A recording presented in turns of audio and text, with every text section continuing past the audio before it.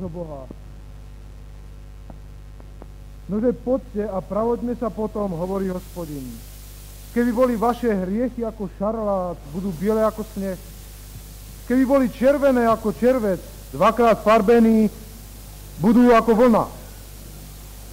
Ak budete chcieť a budete poslúchať, budete jesť dobré veci zeme. Ale jestli sa budete vzpečovať a postavíte sa na odpor, požerie vás meč, lebo ústa Hospodinové hovorili. Kto má uši, nech počuje, čo duch hovorí túto chvíľu. Ja vás vítam, drahí bratia a sestry, na tomto našom dopoludňajšom konferenčnom zhromaždení. Myslím si, že viacerí z vás, mnohí, ktorí ste teraz pricestovali, ste unavení. Ale ja vás veľmi prosím, aby sme skutočne sa stíšili aj pri prvej piesni a modlili sa, aby nám Pán dal silu sa oddeliť od únavy. Aby sme sa mohli sústrediť na Jeho slovo. Aby sme tu neboli len kvôli konferencii, ale v prvom rade, aby bol oslávený náš Pán. Myslíme na to slovo, že duch hovorí. Kto otvorí srdce voči slovu nášho Pána. Spievajme pieseň číslo 218. Pieseň na zahájenie nášho dopoludňajšieho zhromaždenia číslo 218.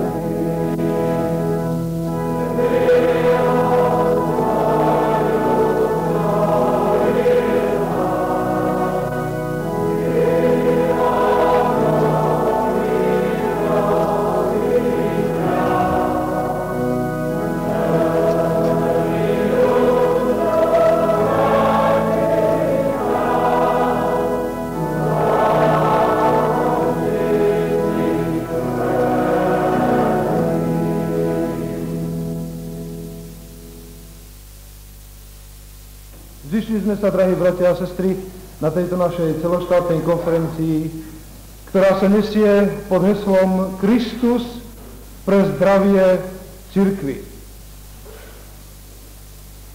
Kto z nás, ako sme tu, nechce chodiť čistý, pekne upravený? Poznáte to heslo, že čistota je pol života.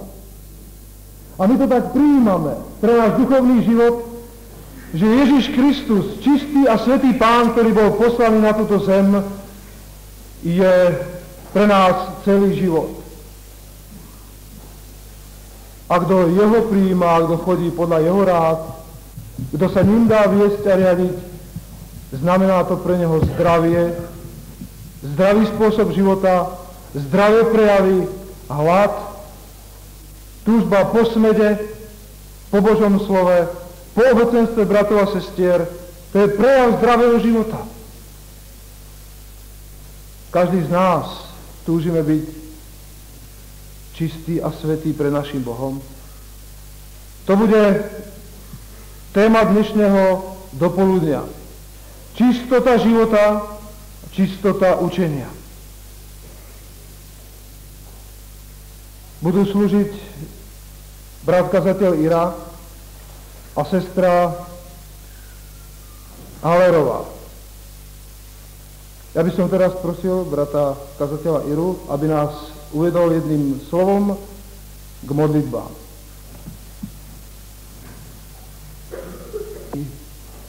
V dnešních heslech Jednoty bratrské, prosím? V dnešních heslech Jednoty bratrské jsou dva zvláštní texty, které jakoby doslova předznamenaly to, o čem má být řeč. Já přečtu ten novozákonní, mám před sebou Žilkův překlad, který zní takto. Mluví-li kdo, ať mluví jako slova Boží. Slouží-li kdo, ať slouží jako z moci, kterou mu Bůh poskytuje. Aby tak byl ve všem oslavován Bůh skrze Krista Ježíše, jemuž náleží sláva a moc na věky věků. My jsme se setkali, sloužící, a stišili před tímto shromážděním a otevřeli jsme toto slovo. A můžeme vás ujistit, že nic jiného nemáme na srdci ani na mysli. Mluví-li kdo, ať mluví jako slovo Boží, a slouží-li kdo, ať slouží jako z moci, kterou mu Bůh poskytuje. Já bych vás prosil, abyste v tomto duchu nám byli nápomocní, aby se splnil ten závěr, aby tak byl ve všem oslavován Bůh skrze Krista Ježíše, jemuž náleží sláva a moc na věky věků. Povstaňme k modlitbám. Od tvé tváře.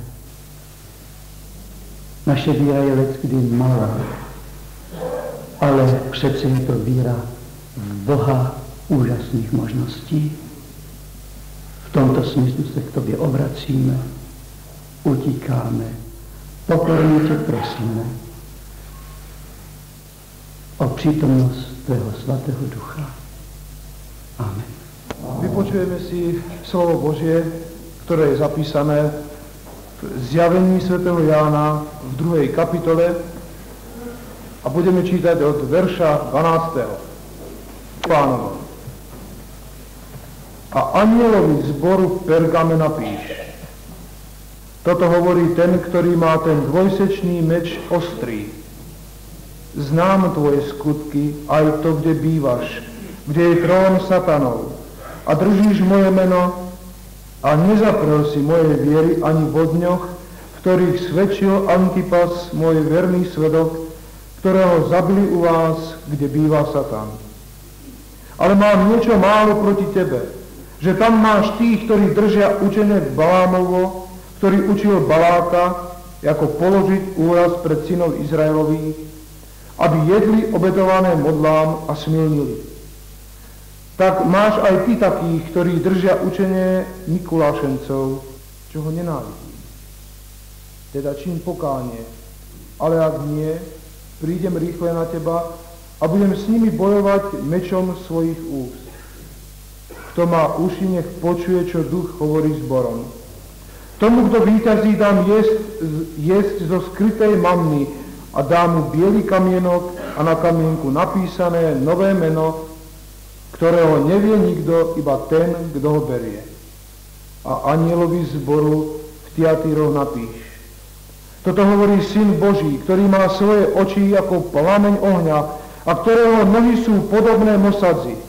Znám tvoje skutky, aj tvoju lásku, aj službu, aj vernosť, aj trpezlivosť, aj tvoje skutky, aj tie posledné, ktorých je viac ako prvý. Ale mám niečo málo proti tebe, že necháš ženu Jezábel, ktorá hovorí o sebe, že je prorokyňou, učiť a zvázať mojich sluhov, aby smienili a jedli obetované modlám. A dal som jej čas, aby učinila pokánie zo svojho smilstva, ale neučinila pokánie. Hľa, ja ju hodím na ležisko i tých, ktorí cudzoložia s ňou, do veľkého súženia, keď neučinia pokáňa zo svojich skutkov. Jej deti pobijem smrťou a zvedia všetky zbory, že ja som, ktorý spytujem ľadviny a srdcia a dám vám jednému každému podľa vašich skutkov. Ale vám hovorím aj ostatným v Tiatíroch, všetkým, ktorí nemajú toho učenia a ktorí nepoznali hlbín satanových, ako hovoria, neskladám na vás iného bremena. Avšak čo máte, držte, dokiaľ neprídem. A tomu, kto víťazí a kto ostríha až do konca moje skutky, tomu dám moc nad pohanmi a bude ich pásť železným prútom, ako hrnčiarske nádoby budú roztrieskaní, ako som ich ja prijal od svojho Otca. Toľko slov z písma svätého. Posaďte sa.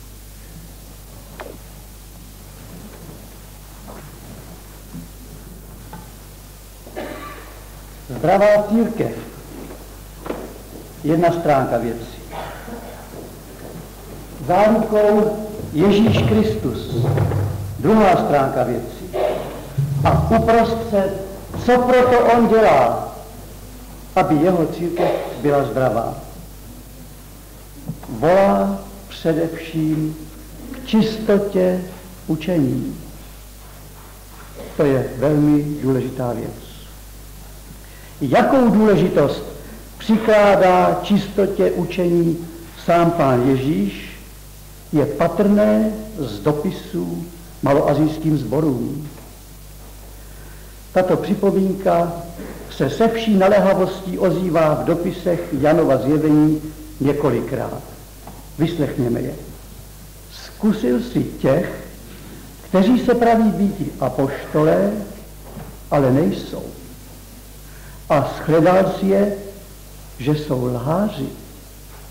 To je slovo do sboru v Efezu. Vím o rouhání těch, kteří se praví býti Židé a nejsou, ale jsou zběř satanova. To je slovo do sboru Smyrnenského. Ale mám proti tobě něco málo, že tam máš ty, kteří drží učení Balámovo, Mikulášenců, což já v nenávisti mám. Slovo do sboru v Pergamos. Dopouštíš ženě Jezábel, která se praví býti prorokyní, učiti a v blud uvoditi služebníky mé. Slovo do sboru v Tiatíře. A i dávám některé ze zběří satanovi, kteří se praví býti Židé a nejsou, ale klamají. A Jan nemůže jinak, než v ohromení vize Ježíšova majestátu vyřídit a napsat vše tak, jak mu bylo řečeno samotným Pánem. Sestry a bratři, proč takové naléhavé varování před falešným učením? S falešným učením jde v ruku v ruce i falešná praxe a ta je rozhodující. Po ovocí jejich poznáte je. Proto to slovo vím skutky tvé. Ve všech těchto zmíněných sborech chyběla přes jejich všelijak i vzácné obecenství duchovní moc. Neměli vnitřní sílu oddělit se a postavit na odpor učení, které chtělo spojit život podle Božího slova s životem pohanských ideálů.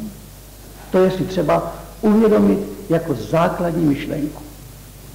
A tu si musíme uvědomit, že v křesťanském sboru jde o panství a panování Ježíše Krista. Tolerance jakéhokoliv kompromisu je vyloučená. Náš Pán je svrchovaný a s nikým se o vládu nedělí. Nebdělost a nedbalost v otázce čistého biblického učení se nevyplácí. Pro vymezený čas nelze hovořit jednotlivě o způsobech falešného učení podrobněji. Odkazuji vás tedy, čitatele Rozsévače, na 52. ročník z roku 82, kde o každém sboru je pověděno skutečně to nejpodstatnější. Je však v církvi Kristově nutné táhnout jasnou čáru, která je dělítkem, hrází a obranou proti jakémukoliv jinému učení, svádějícímu z cesty, již je jedině Pán Ježíš Kristus. Proto on řekl, já jsem ta cesta. A jako dosvědčující prověřená odpověď života nám zaznívá titul jedné z knih Gulbrandsenovy trilogie Není jiné cesty. Proto se vždycky v takových případech ptáme ve staršovstvu, ve sboru, v církvi, co by na to řekl Pán Ježíš na našem místě. Kdykoliv se vážní lidé setkávali s církví Kristovou, ptali se obvykle, jaké má učení. Tak vy jste baptisté, prosím vás, jaké máte učení? A vy nemůžete celou Bibli nějak zvládnout, abyste to vysvětlili. Proto církev své učení formulovala ve zkratce a v různých vyznáních. A jedním z takových klasických vyjádření je vyznání víry, kterému říkáme krédo. Už z té první věty je patrné, jak zní první věta. Sestry a bratři, zní jinak. Latinský text je v tom daleko přesnější. Credo in unum Deum. A to znamená, věřím v jediného Boha. A to mělo svůj vyznavačský důvod, který byl provokující a zároveň obranou proti všemu, co vnášelo pohanské vlivy do životní praxe tehdejších křesťanů. Věřím v jediného Boha.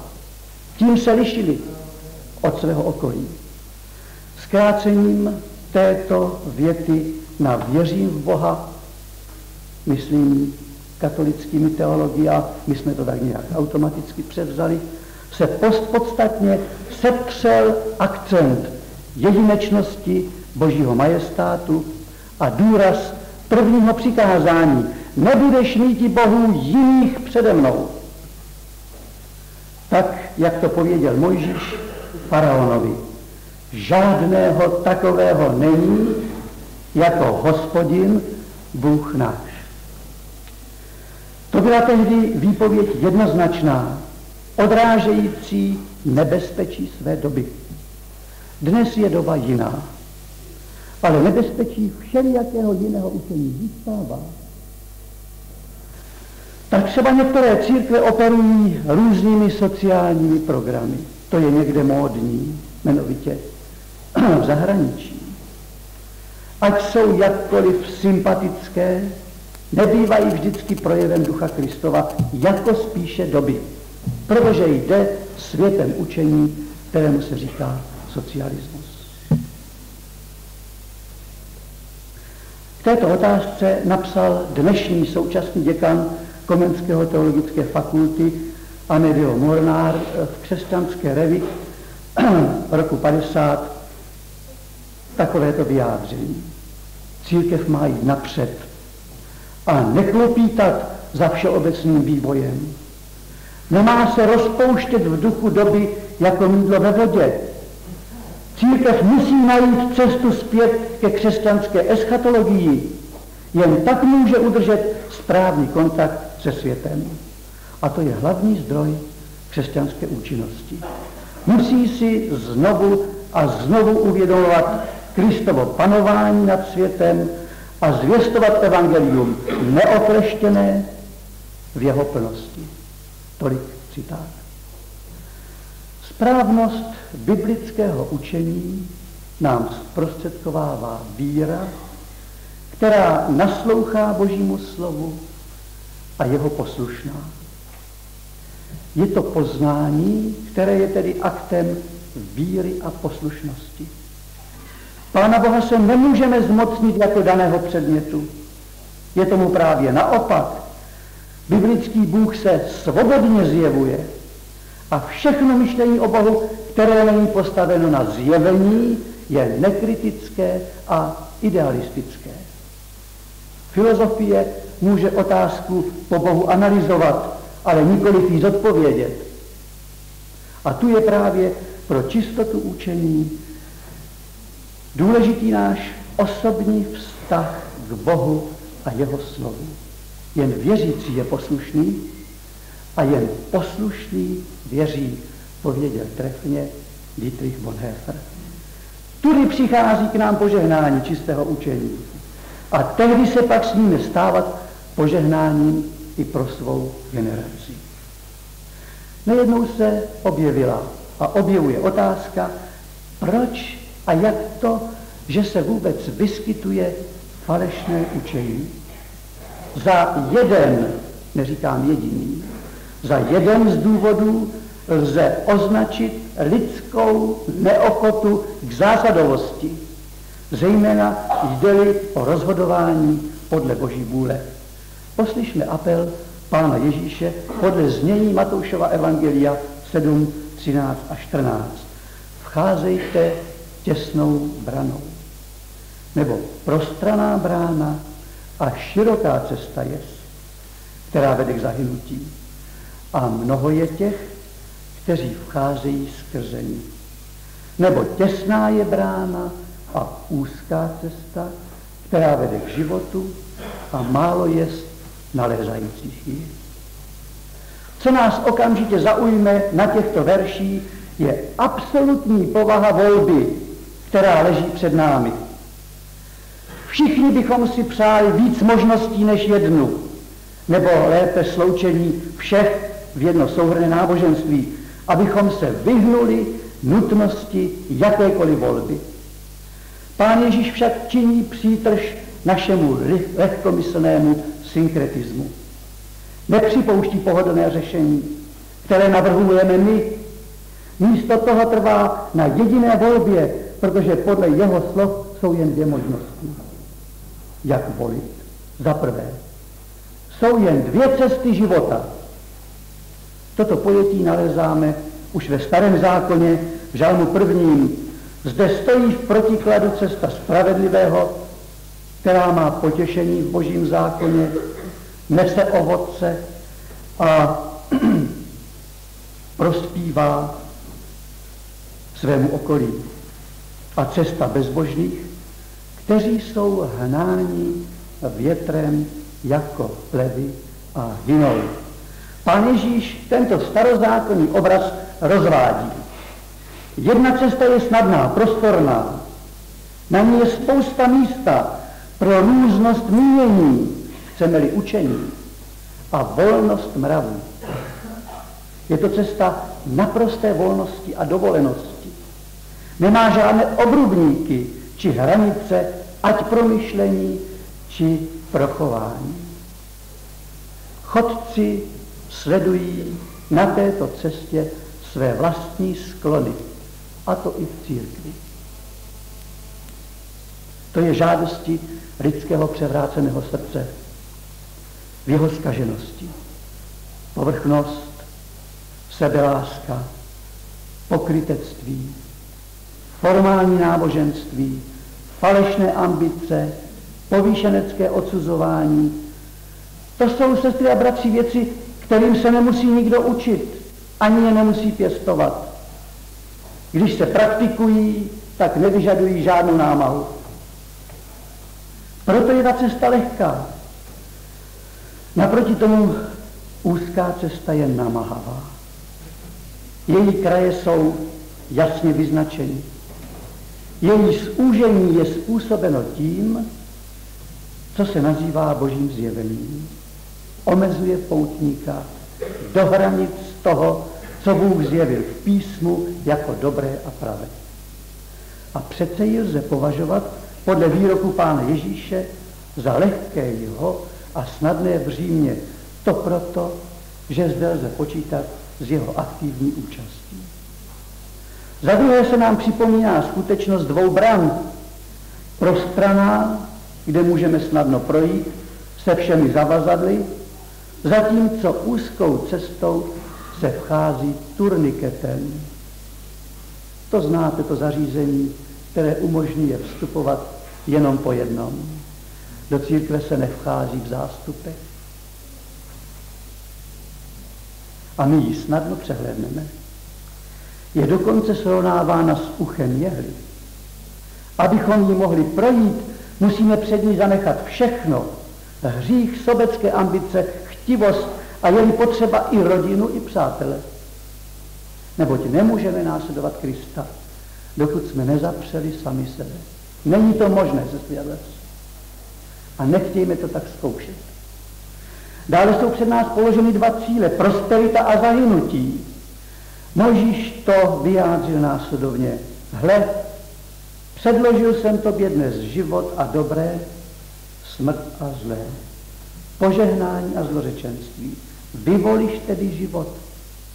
A konečně ještě řeč o dvou zástupech patří do této kategorie lidského rozhodování. Dva zástupy. K záhubě kráčejí mnozí, zatímco úzká a obtížná cesta vedoucí k životu se zdá být poměrně opuštěná. Málo jest nalézajících ji. Tady jsem zaváhal, jestli nejde o optický klam, protože v Janově zjevení čteme, že vykoupených před Božím trůnem bude zástup veliký, kteréhož by žádný přečísti nemohl. A tak vás tímto zaváháním zaměstnám také. Neste to se mnou. Žádná neutrální skupina. Dvě cesty končí dvěma cíli. Životem a záhubou. Není možná třetí alternativa. Pokud ji připustíme, vzniká jiné, falešné učení. Nemusíme ani připomínat, že takováto řeč je dnes naprosto nemoderní. A já jsem si toho zcela vědom. Lidé mají rádi, když se nemusí rozhodovat závazně. I v každém průzkumu veřejného mínění existuje kromě odpovědi ano nebo ne, ještě pohodlné nevím. Lidé milují Aristotela a jeho zlatý střed. Nejoblíbenější je media via, zlatá střední cesta. Odchýlit se od střední cesty přináší riziko být posuzován a pasován na extremistu nebo fanatika. Každý cítí odpor k situaci, kdy je nutno volit. Zamyslete se nad tím. Pán Ježíš však nedovolí z této situace únik. Nezapomeňme však, že jde o požehnání, že jde zde o požehnání radikalismu víry s nesmírným počtem zaslíbení o Boží moci, o Boží pomoci a zmocnění této cestě. A snad právě pro tuto náročnost, ta všelijaká cestná učení. Jsou však ještě jiné důvody, které k nim vedou. Sem je třeba, sestry a bratři, zařadit varování nebezpečí falešných učitelů. Matouš 7, 15, 20. Pilně se varujte falešných proroků. Zřejmě již tenkrát byli. Setkáváme se s nimi již ve Starém zákoně při mnoha příležitostech. A Pán Ježíš také pohlížel takto na farizeje a saduceje. Nazval je slepými vůdci slepých. Věděl také, že se rozrostou a že doba před koncem tohoto světa se bude vyznačovat nejen světovým rozšířením evangelia, ale také povstáním falešných učitelů, kteří svedou mnohé. Jsou nazýváni pseudoproroky, pseudoapoštoly, pseudoučiteli, či dokonce pseudokristové, protože si přisvojují nároky mesiášské, anebo zase popírají, že Ježíš byl Kristem přišlým v těle. Ale každý byl pseudo. Řecké pseudos znamená lež. Dějiny církve, a to stojí sestry, bratři a bratři za přečtení a za počtení. Dějiny církve Kristovy jsou dlouhou a smutnou historií sporů s falešnými učiteli. To není dobová záležitost.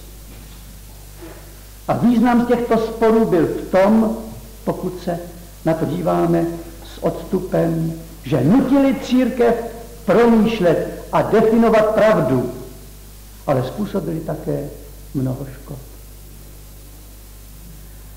Když nám Pán Ježíš říká, abychom se varovali falešných proroků, staví i jiný předpoklad před náš zrak, že totiž existuje i objektivní měřítko pravdy, jímž lze jejich scestnost rozeznat. V biblických dobách byl pravým prorokem ten, kdo učil pravdě na základě božské inspirace, a falešným prorokem ten, kdo si tuto božskou inspiraci neprávem přisvojoval a ve skutečnosti rozšiřoval nepravdu.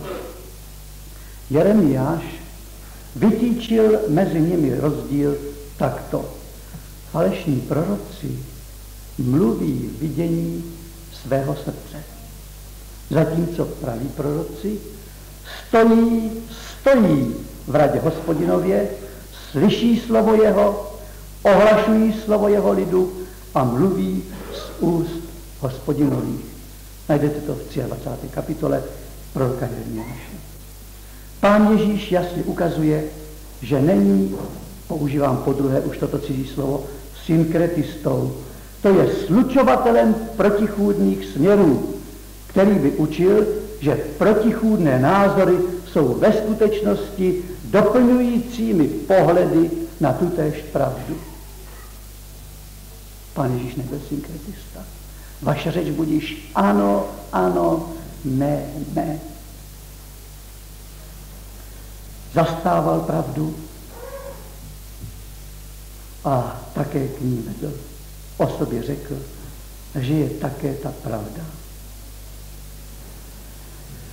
Zastával také stanovisko, že pravda a lež se navzájem vylučují a že ti, kdo rozhlašují lži v Božím jménu, jsou falešní proroci, jichž se musí jeho následovníci vystříhat. Proto to jeho vaše řeč budíš ano, ano, ne, ne. Apoštol Pavel jednou napsal Efeským starším: nebo já vím, že po mém odjítí vejdou mezi vás vlci hltaví, kteří budou mluvit převrácené věci, aby obrátili učedníky po sobě. Protož jděte. Co jsou to ty převrácené věci, které jsou pro církev znepokojování a nebezpečí? Jedním z hlavních rysů falešných proroků ve Starém zákoně byl jejich amorální optimismus. Jejich popírání, že Bůh je Bohem soudu, právě tak, jako je Bohem stále lásky a milosrdenství. Pokoj míti budete. A každému chodícímu podle zdání svého srdce říkali, nepřijde na vás nic zlého. Takováto řeč zjednávala lidem pocit falešného bezpečí. Uspávala jej v jeho hříších a opomíjela ho varovat před hrozícím božím soudem a říci mu, jak mu uniknout. I dnes jsou takoví faráři a kazatelé, možná, že i starší. A jsou nejednou populární. Další nebezpečí je v tom, že falešní učitelé se neohlašují a nepředstavují pochopitelně jako šiřitelé falešných věcí.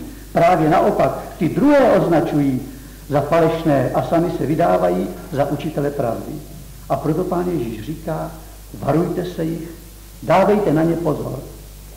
Musíme být na stráži, prosit za rozeznání, používat svých kritických schopností a nikdy nepolevovat v dělosti. Nesmíme se dát oslnit vnějškem ani oklamat zbožnou naivitou. Musíme se umět podívat podzemnější na skutečnost. Ovšem, že toto varování Pána Ježíše nás neoprávňuje podezírat všechny nebo učinit svým koníčkem neblahý sport, známý pod jménem hon na čarodějnice. Spíš je to vážné upozornění, že v církvi jsou také falešní proroci a že je třeba bdít. Rozhoduje pravda. Pravda Božího slova a světlo Božího slova, které schází ve tmách upřímných. Závěrem ilustraci z života jednoho z klasiků ruské literatury Lva Nikoléviče Tolstoje. Hledal ve svém životě klíč ke správnému poznání. Měl nesmírnou touhu poznat správné učení a chtěl je přijmout jako jediný rozhodný směr svého života a definitivně se jim řídit. Byl totiž již jako úspěšný spisovatel v jednom období doslova zžírán myšlenkami o nesmyslnosti svého života, že až pomýšlel na sebevraždu. Hledal smysl života, hledal víru, která by mu jej ukázala. Viděl, že existují věřící, kteří zřejmě tento smysl a toto správné učení znají a mají a podle něj žijí. A když se ptal jednou, jakou jistotu mu mohou nabídnout církve, nalézal dogmata, předkládaná církvemi k věření, a jemu se zdálo, že je nemožné v ně uvěřit. Až poznal,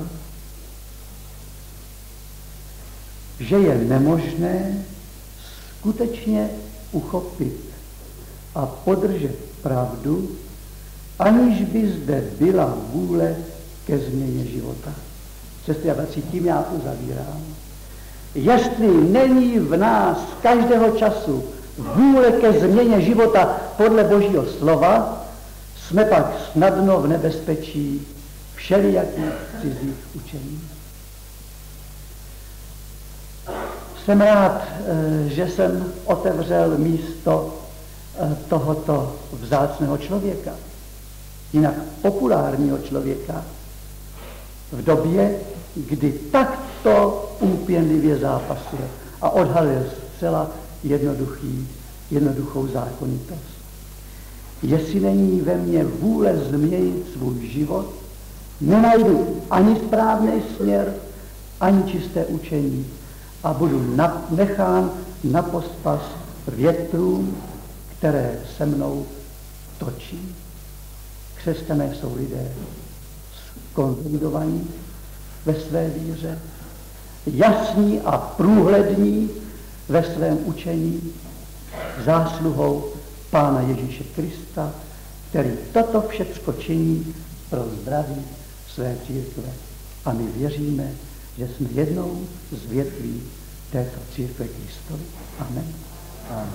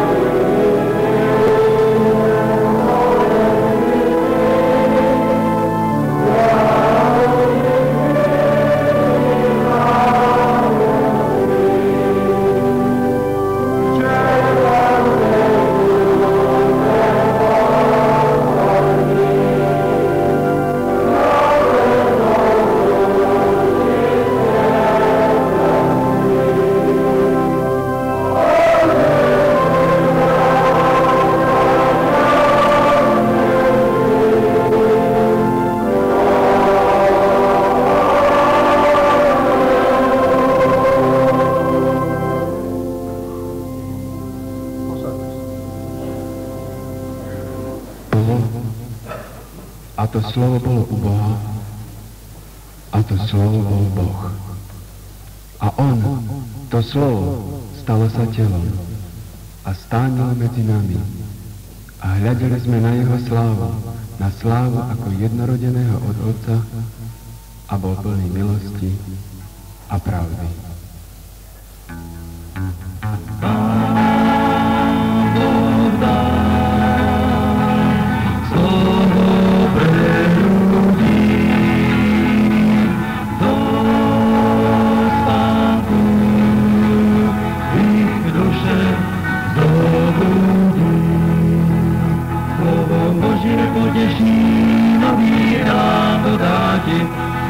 Keď všetko smutným sa ti zdá, do duše ti radosť dám, starostiach ťa nenechá, moc veľkú slovo Božie má.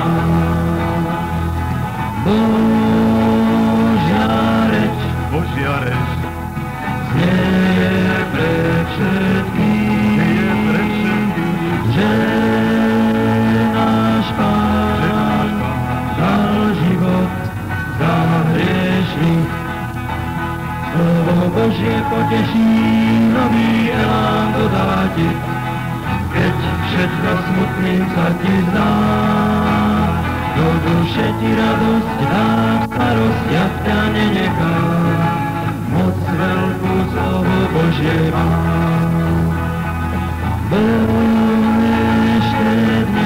Ešte dnes môžeš radosť mať,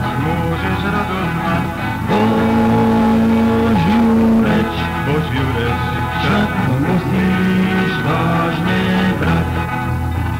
Slovo Božie poteší, nový elán dodá ti, keď všetko smutným sa ti zdá. Do duše ti radosť dá, v starostiach ťa nenechá, moc veľkú slovo Božie má.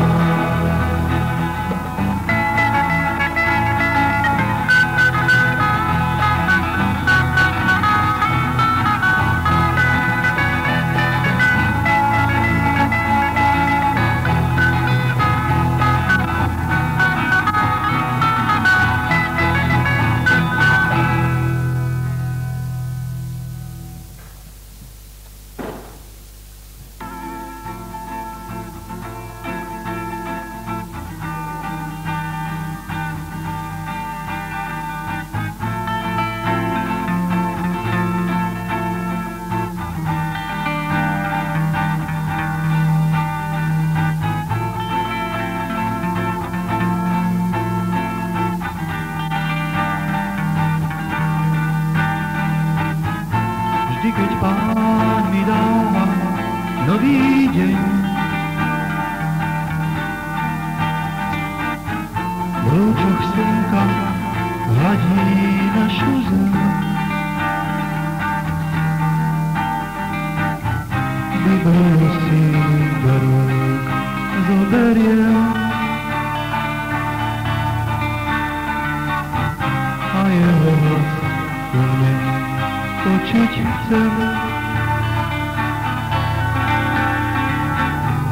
Viem, že si môj Pán, o mne všetko vieš, vidíš môj celý deň. Radu mi dávaš, keď o to prosím a chcem.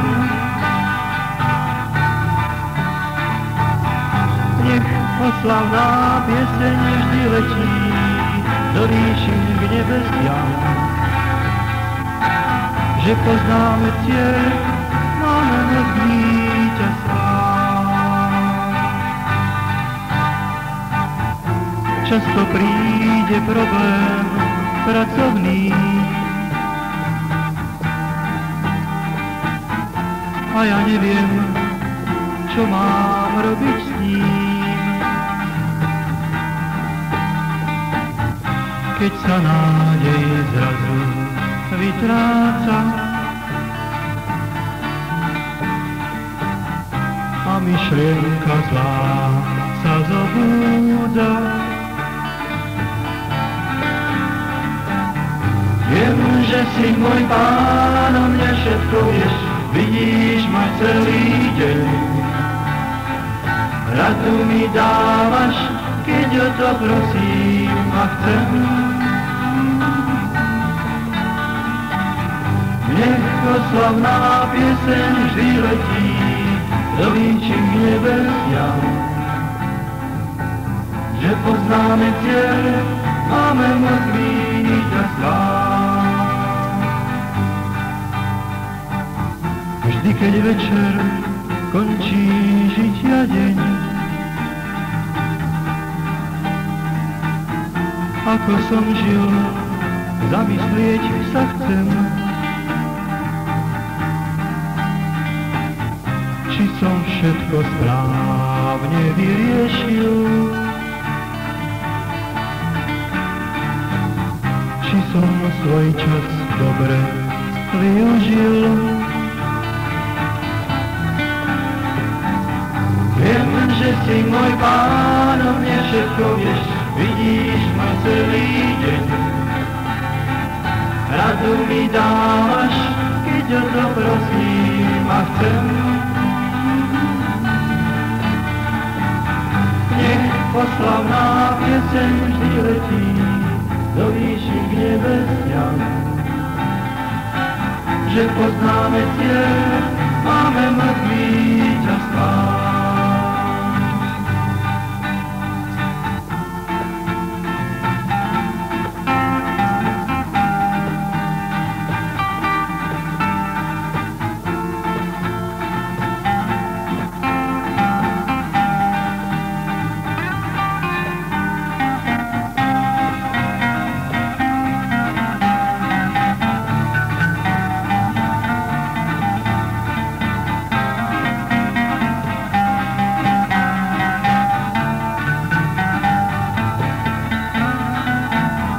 Viem, že si môj Pán, o mne všetko vieš, vidíš môj celý deň. Radu mi dávaš, keď o to prosím a chcem. Nech oslavná pieseň vždy letí do výšin k nebesiam, že poznáme cieľ, máme moc víťazstva.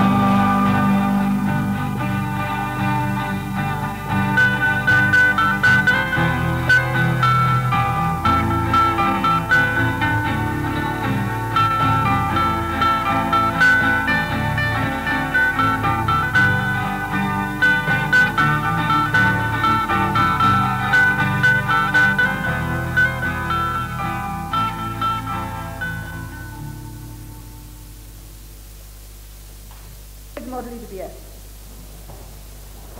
Pane Ježíši Kriste, svatý Boží Synu, lásko,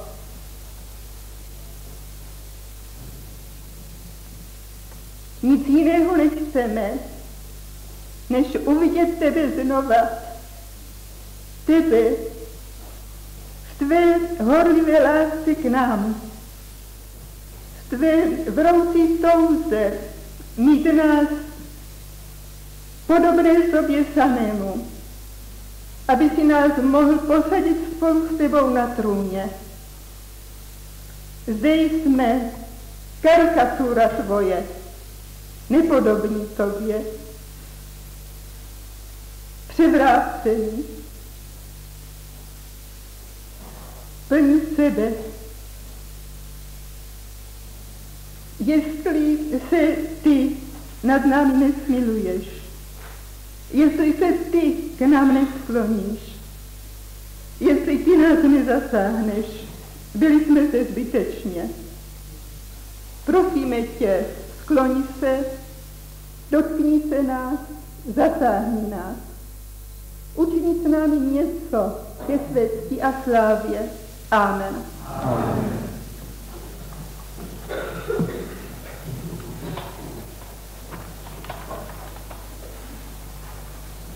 Kdo je to, bratři a sestry, kdo nás dnes volá k čistému životu?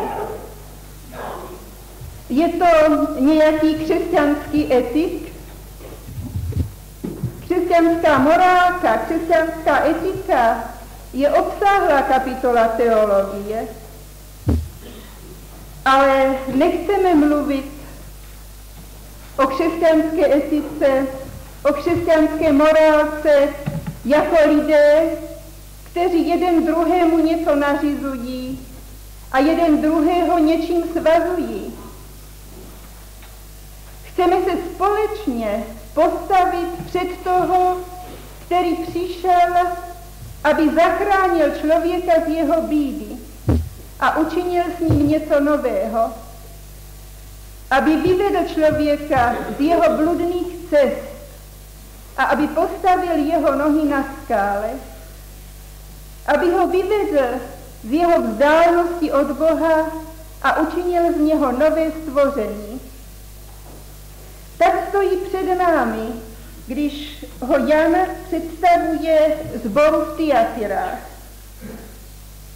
Boží syn má oči jako planoucí oheň a nohy jako doběla rozpálený kov. Boží syn, tak ho znal už David, když ve 2. žalmu ho vidí jako vládce nad celým světem, jako vládce nad národy, jako toho, který jako hrnčířskou nádobu rozluče svoje protivníky a který nad světem uskuteční svoje vladařství. Boží syn, který přišel na tento svět jako syn člověka. A jakéže má oči Boží syn? Jako planoucí oheň. Bratři a sestry, nevidím zatím žár soudu, ale vidím v jeho očích žár lásky. Vroucí, horlivou lásku, s kterou on patří na svoji církev. Právě tam na to v těch Tyatyrách, právě tam na to v Československu, právě tam do té konference v Praze. Jeho planoucí, láskyplný zrak hledá, kdo mu odpoví. Jeho planoucí, láskyplný zrak chce vidět církev v sobě podobnou, nemající poskvrny ani vrásky. To není láska, která by jenom mluvila. To je láska, která na Golgatském kříži všecko proto učinila, abychom mohli být živí. To je láska oběť. To je láska krev. To je láska, která rozpřaženou náručí na Golgatském kříži vydává svědectví, že je tu možnost pro nový život. Že je tu všechno učiněno, aby ty a já jsme mohli být jiní, jemu podobní, nést odlesk jeho slávy na tomto světě. A jeho nohy září jako rozpálený kov. Tam, kde stane noha tohoto Božího syna, nezbude nic než popel. Už jsme byli spopelněni pod nohami Božího syna, anebo se ještě producíruje něco z toho starého v našich životech. Jenom nehořlavé, jenom zlato ohněm zprubované, jenom skutečný život z víry, z Ducha Svatého obstojí tam, kde stoupne tato doběla rozpálená noha Božího syna. To je pro nás záchrana. Tyto doběla rozžhavené nohy Božího syna. Vrhněme se k ním i toho dnešního dopoledne, aby zmizelo všetko, co není ryzí zlato jeho života, co není Ježíš Kristus v nás. Vidíte, že v Tyatyrách jeho láskyplné, horlivé oko vidělo mnoho chválihodného. On viděl zápas svojí církve, viděl její věrnost, viděl její rozhojňování se ve skutcích, které byly lepší, ty poslední, než ty první. On to kvalifikoval jako něco dobrého, vzácného, jeho srdce bylo potěšeno pohledem na to, co shledal dobrého v Tyatyrách. Ale vidí tu něco příšerného. Ten, který tak miluje, jehož oko plane takovou láskou, vidí svoje služebníky svedené na cestí, pryč od první lásky, pryč od lásky k němu, k modlářství, k smilstvu, k nečistému, nesvatému životu. Bratři a sestry, velice jsem na to musela myslet, že je to postava Jezábel, kterou v této souvislosti pán Ježíš do Tyatyr zmiňuje. Nevíme, jestli ta žena, která si tam osobovala právo učit, skutečně se Jezábel jmenovala, ale měla rozhodně její charakter. Byla to žena svůdkyně, taková, která si osobovala právo vemlouvat se do lidských srdcí, která si osobovala právo uvolňovat morálku, která si osobovala právo rozhodovat o tom, co je správné a nesprávné. A velice to se mnou otřáslo, že právě toto slovo mě o konferenci bylo svěřeno. Víte, bratři a sestry, nenadarmo říkají Francouzi při rozličných nehodách, zločinech, problémech v historii a v soukromém životě, cherche la femme, hledej ženu. A já s velikou úzkostí jsem znova probírala stránky Božího slova, Starého i Nového zákona a s hrůzou jsem se otřásala, když jsem viděla, jak skutečně je to žena i v Božím slově, která je ku pádu tomu bratrovi, tomu muži, vedle kterého byla postavena, aby mu byla pomocí. Neměl Adam čisté učení, měl jedno jediné svaté, čisté Boží přikázání. Věděl dobře, co má činit. A přece ta žena, která mu byla dána ku pomoci, ho svedla, aby neposlouchal Boží přikázání a zahájila tak linii všech těch žen, které si osobují rozhodovat, co je a co není Boží slovo, Boží vůle v životě jejich mužů. Sestry, ženy a matky, zamysleme se nad svým životem. Neosobujeme si i my mnohokrát právo rozhodovat, co je a co není vůle Boží v životech našich mužů a dětí.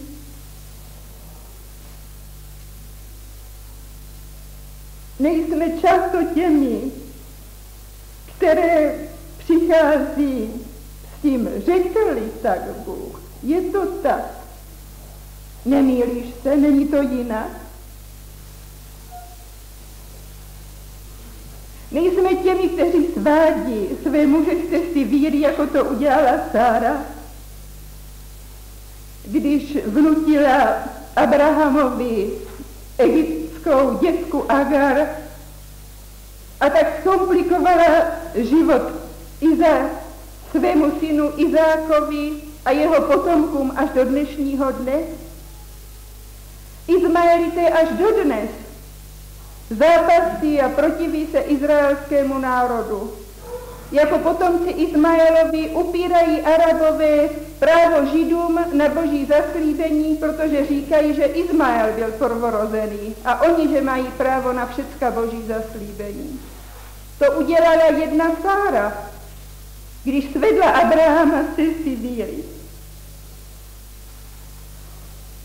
A nejsme jako Rebeka, která pod fukem chce uchvátit požehnání pro svého syna. Jak prosazujeme svoje děti, sestry, bratři. Hledáme protekci, švindl, podfuk, aby to naše děti někam dotáhly. A říkáme tomu potom požehnání Hospodinovo.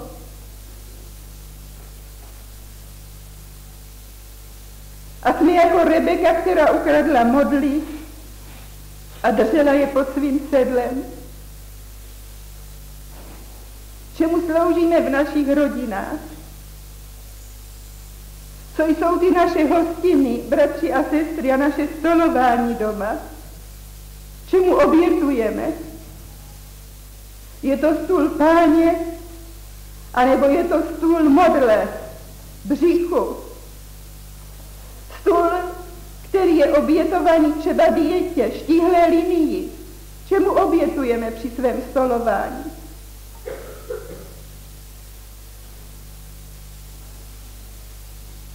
Smilstvo, uvolněná morálka a modlářství byly dva hříchy, které vždy znova a znova ničily církev a ničí dodnes.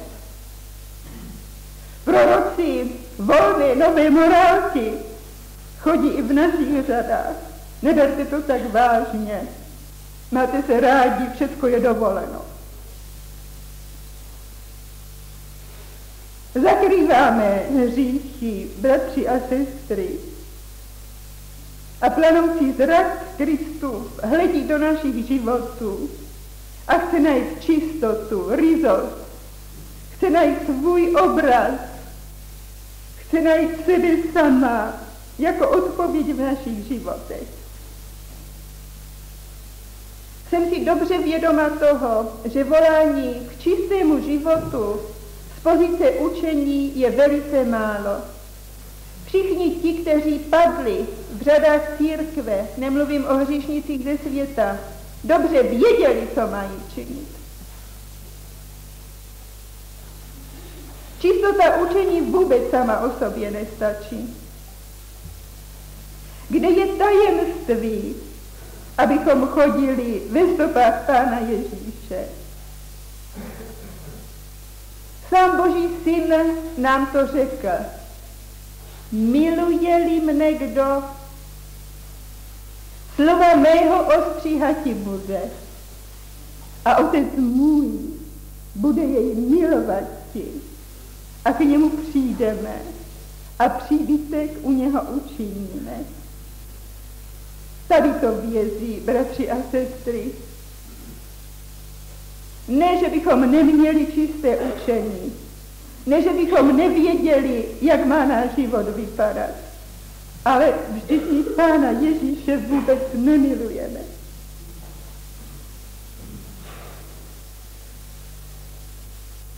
Zahledíme se do toho láskou planoucího zraku. Podívejme se na jeho pro nás provodené ruce, na jeho kopím otevřený bok. Pomysleme na slavný cíl, který má s námi. Chce i nás učinit účastníky na svém panování. Podívejte se, co připomíná Tyatyrským. Tomu, kdo zvítězí, dám právo nad pohany. To je ohlas toho druhého žalmu, kde svatý Boží syn je vládcem nad pohany.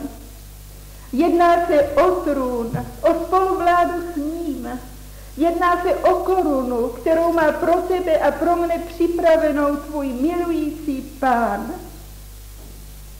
On nechce vládnout sám, po tobě se mu stýská.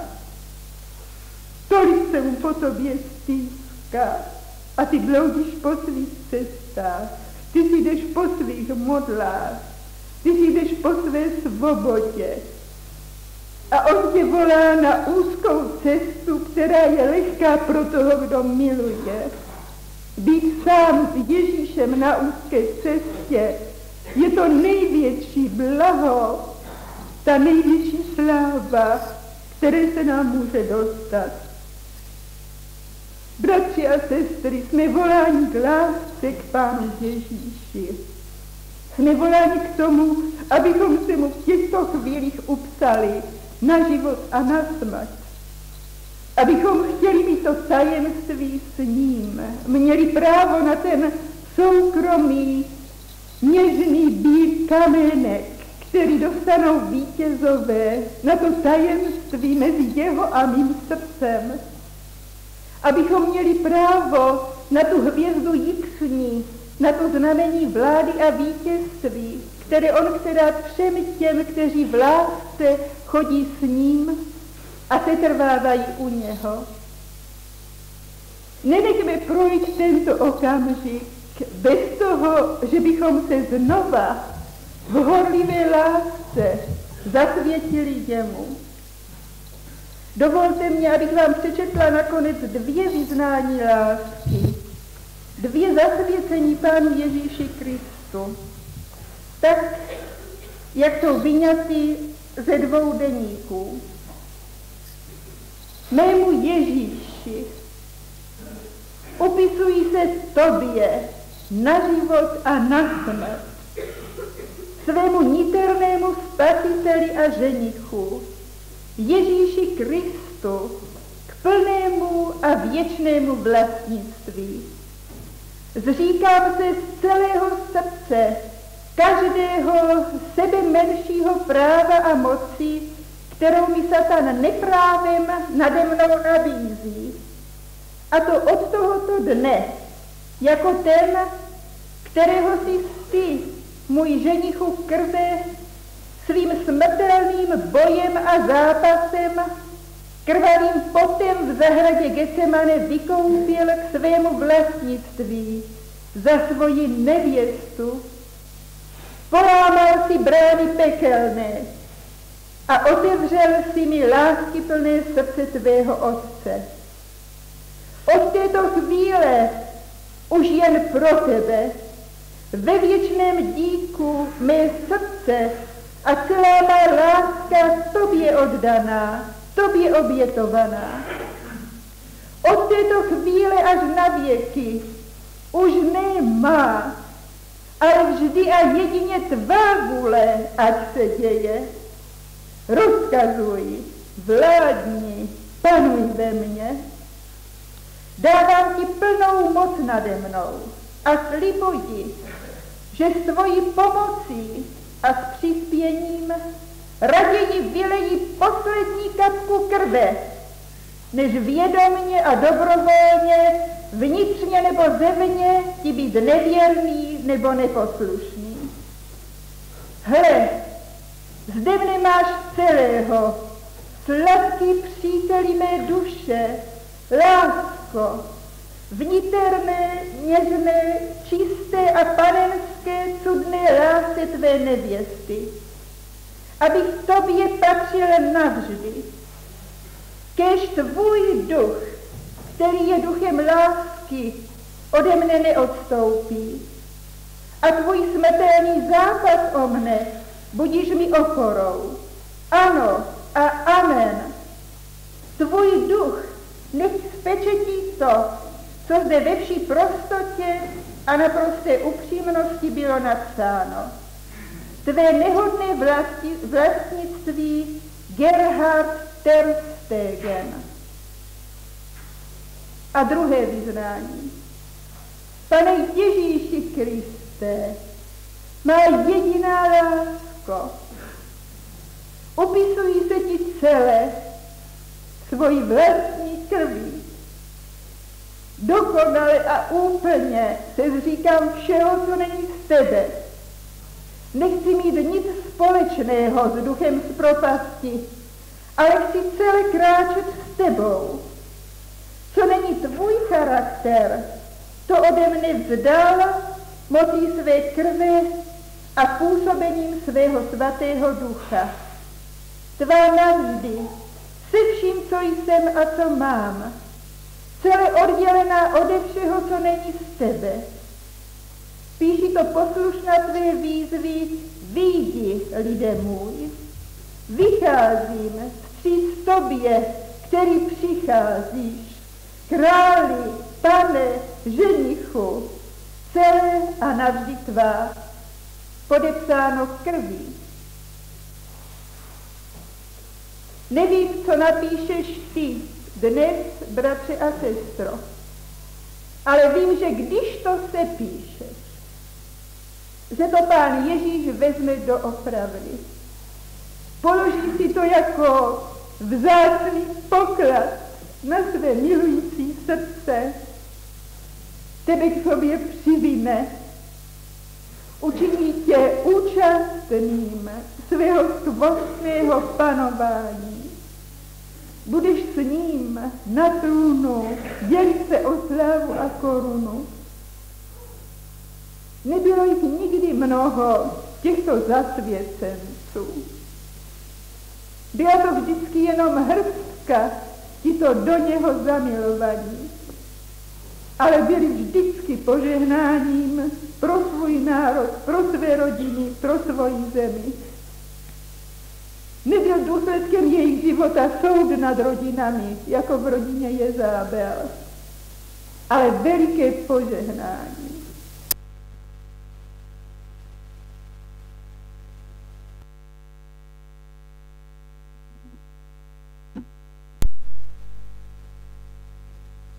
Ale veliké požehnání. Oni šli za beránkem a s beránkem, kam se kolik obrátil. V jejich srdci už navždy zní píseň Beránkova, až ji zapějí jednou u jeho trůnu při harfách zlatých. Kež tam nikdo z nás nechybí, bratři a sestry, kež dnešní den a této chvíle se upíšeme tomuto ženichu krve, láskyplnému Božímu Synu, který po nás prahne, vyhlíží, který nás chce mít u sebe a sebou na věčné věci. Proto přišel z věčnosti do časnosti, aby nás z časnosti do této věčnosti lásky uvedl. Amen.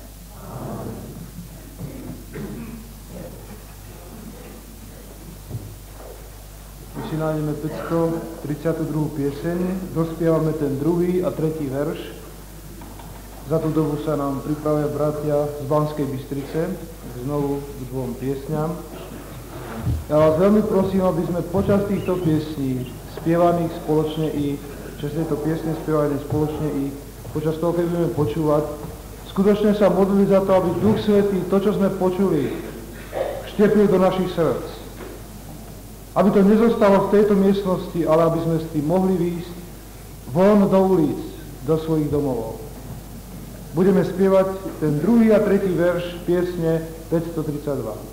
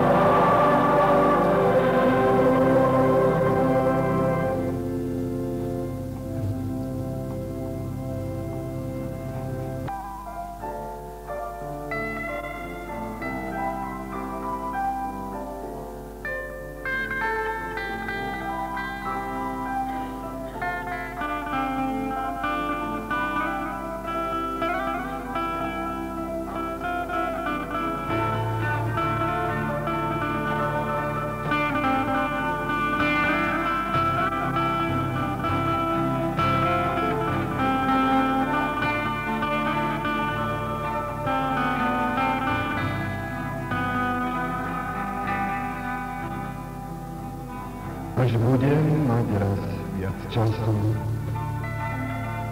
až budem všetko mať, vykonám pre Pána prácu, potom až raz len Tebe slúžiť budem, Pane, Ty každým slovom zas a zas. Modliť sa budem neprestajne, byť vôľu Tvoju som spoznal včas. Zmením svoj život k nepoznaniu, by som sa svetlom stal. Viesť iných budem ku pokániu, potom až raz, až budem mať raz viac času, až budem všetko mať, vykonám pre Pána prácu, potom až raz. Potom nikto nedostane.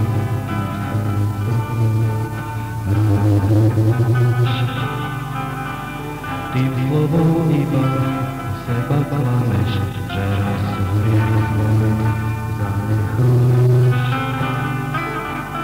Možno ti raz Pán pripomenie, že ti chcel milosť dať. Ty, že si riekol suverene, potom až raz.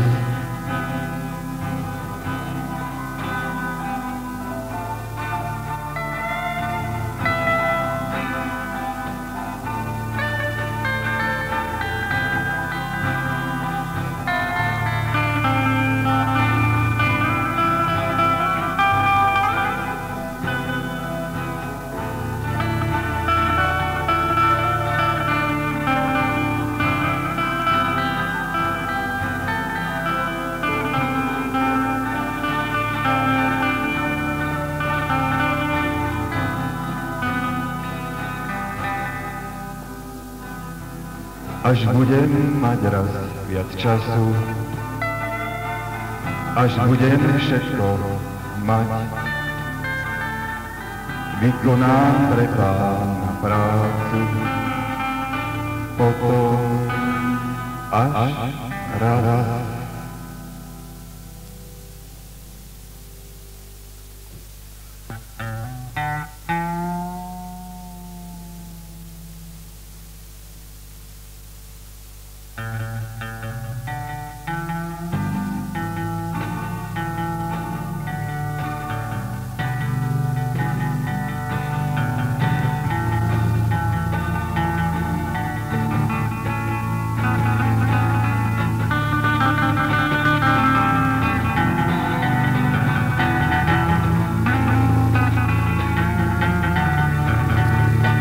Pane môj, Ty si mi určil, po ktorých cestách mám ísť, aby som ku Tebe prišiel, mohol s Tebou večne byť. Halleluja, viem, že si môj Pán, že môj si hrad. Halleluja, viem, dobre to viem, že máš ma rád.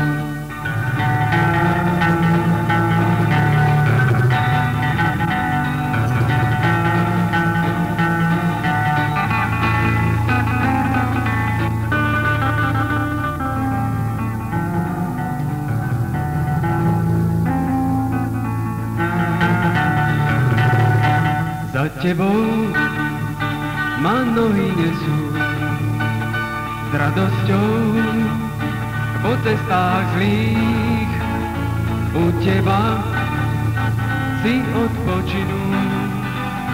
Nechcem zmeškať, pozde prísť. Halleluja, viem, Pán, že môj si hrad. Aleluja, viem, dobre to viem, že máš ma rád.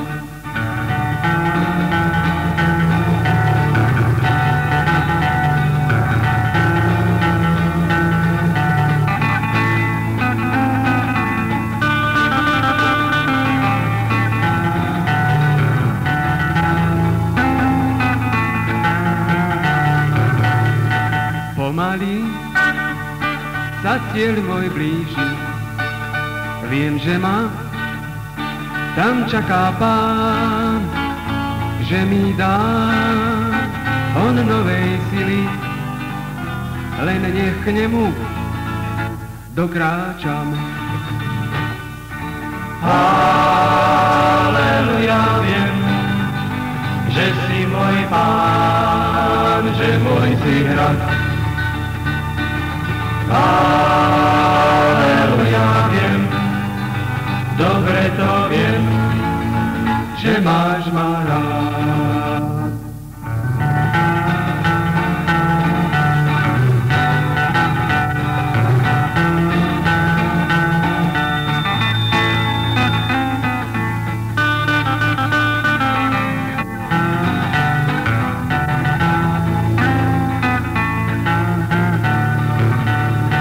Za tebou ma nohy nesú, za tebou mi hodno ísť. Zmysel má prekonať cestu, večne budem s tebou žiť.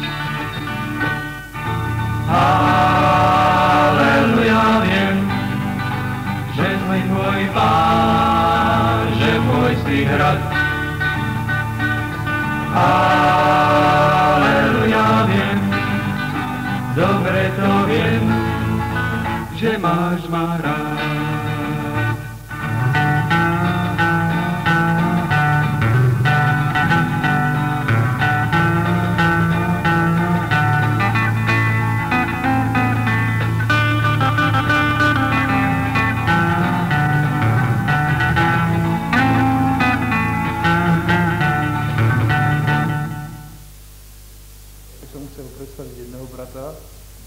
bez ktorého by to nešlo, a je to brat Milan Hudec, ktorý sedí za takým pultíkom a pohybuje s tými páčkami. Aby ste to mali skutočne všetko pohromade a mali z toho krásny súzvuk celej skupiny. My sa teraz budeme modliť. Bratia, sestry, čo k tomu dodať? Len jednu myšlienku z úst brata Jakobsna, ktorý nám, kazateľom, hovoril, a tá myšlienka mi veľmi utkvela v srdci. Všetci sme produktom našich skúseností. Akýchkoľvek.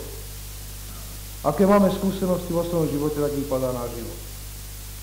A druhá vec, skúsenosti, ktoré sme prežili s Kristom, z nás urobili to, čo sme. Akými sme svedkami. Myslíme na toto slovo a postavíme go krátkym modlitbám. Budeme sa modliť.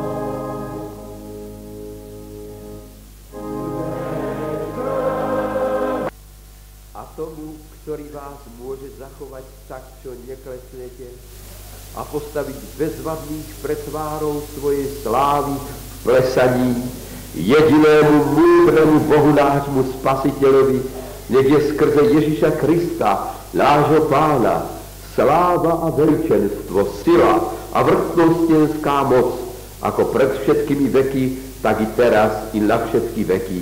Amen. Amen.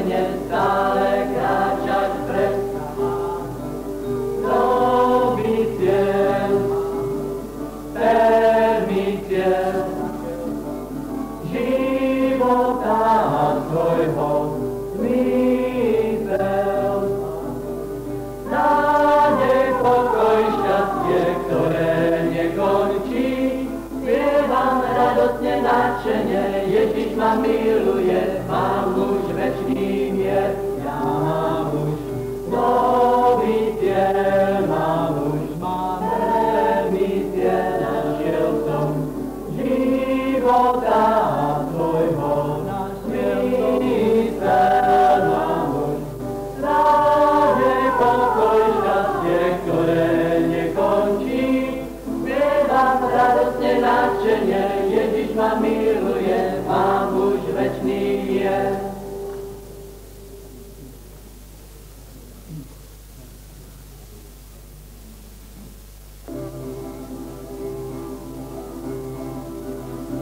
Mojou nádejou je Pán. Pán je mojou nádejou. On mi dává silu vždyť si stát, pády nerátať. On mi dá silu ísť. A preto spievam všetkým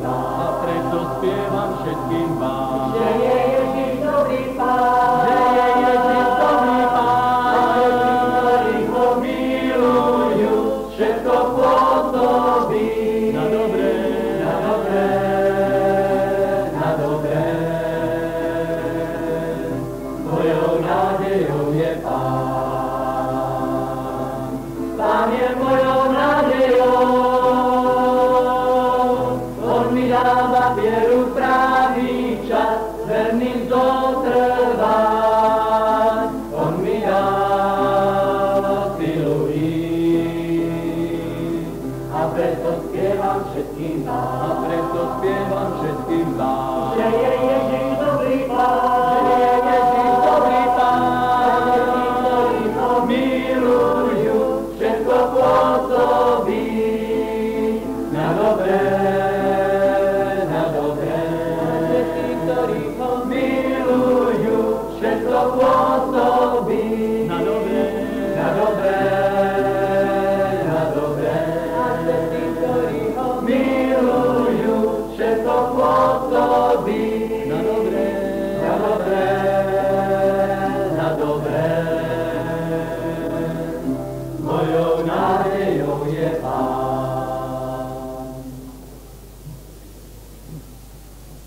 A upřímně vítám. Těším se, že společně ve jménu našeho Pána prožijeme radostné, požehnané obecenství u jeho slova. Velice vám děkuji, že se stišujete a soustředujete a ještě započneme, tak už zde mám oznámení, že Denisa, tak to bylo řečeno, se má dostavit do ubytovací kanceláře Denisa z Brna. Doufám, že v Brně je jenom jedna Denisa. Tak prosím, abyste se na to pamatovala. Vyhledejme si píseň číslo 1. Píseň číslo 1. Zpívejme opravdu radostně a vděčně z celého srdce. Bože, tebe chválíme. Pane, tvojím ctíme cíl. Píseň číslo 1.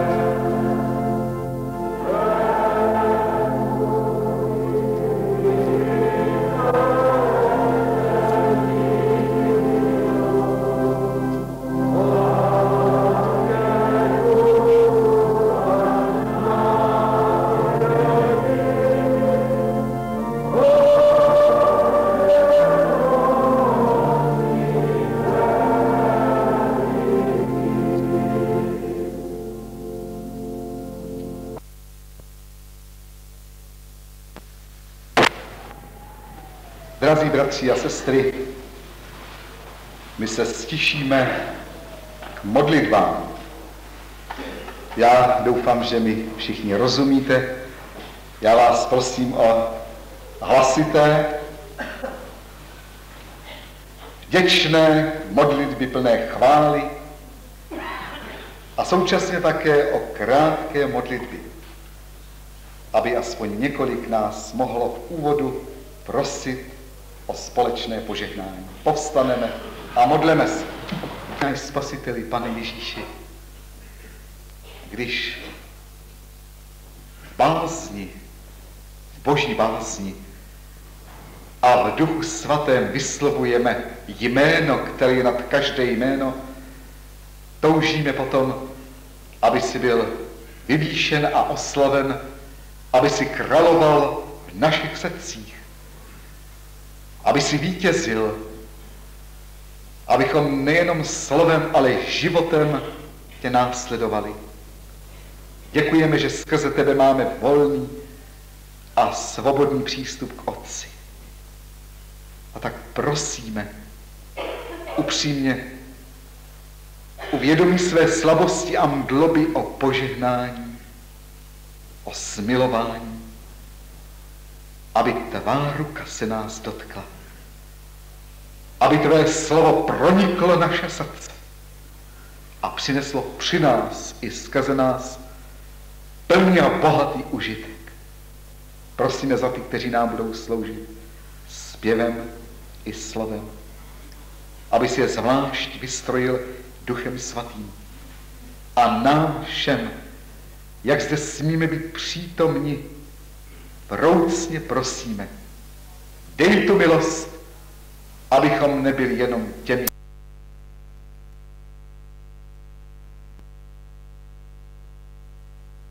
pro nás plný a bohatý užitek. Prosíme za ty, kteří nám budou sloužit zpěvem i slovem, aby si je zvlášť vystrojil Duchem Svatým. A nám všem, jak zde smíme být přítomni, vroucně prosíme, dej tu milost, abychom nebyli jenom těmi, kteří slyší, ale kteří především plní. Amen. Amen. Prosím, posaďte se, bratři a sestry. Dnešním odpolední, já věřím, že přestože nás je víc a že občas musí být nějaký pohyb, že vnitřně budeme soustředěni, bychom měli slyšet písně, i 2 referáty, 2 úvahy a věřím, že tak, jak nás Pán zbohacoval ty uplynulé dny, také i dnes ráno, dnes dopoledne, mocně a požehnaně, že k nám bude hovořit skrze své slovo i dnes odpoledne. Prosím o službu bratra Slavíka, který nám poslouží, jak to sám vyjádřil, jednou krátkou a ještě kratší písní. On bude zpívat i hrát, prosím. Že každý nemusí mít tak veliký aparát, jako má on. On má takový maličký a stačí to. A bratr Varhaník je taky spokojený. Bratři a sestry, vy, co jste tady byli včera večer, a přátelé, vy jste něco dluží a víte co? Tady na tomto pódiu stál pěvecký sbor jas a zpíval 6 písní, z těch 6 písní zpíval i píseň Haleluja. A vy jste byli potichoučku jak peříčka, vás vůbec nebylo slyšet. A já jsem seděl tam, v tom koutě, a já jsem jedinej zpíval, mě to nedalo, mě to stralo, já jsem zpíval, až mi jakýsi vnitřní hlas říkal, prosím tě, nespívej, vždyť se po tobě koukají. Ale já jsem to dospíval. Ale vy ne, a tak to doženete teď. Ne to celý. Zaspíváme si jenom 12krát slovíčko Haleluja. Ano?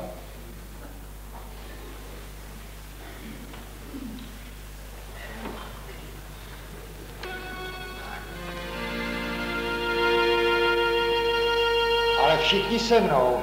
Haleluja.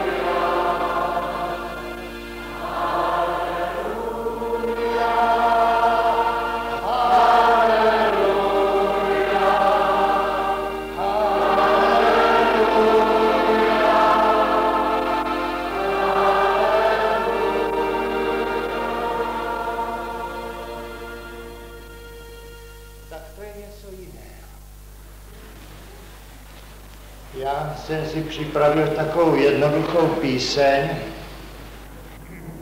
a připravil jsem ji jako dar pro jedný manžele, který jsou tady mezi námi.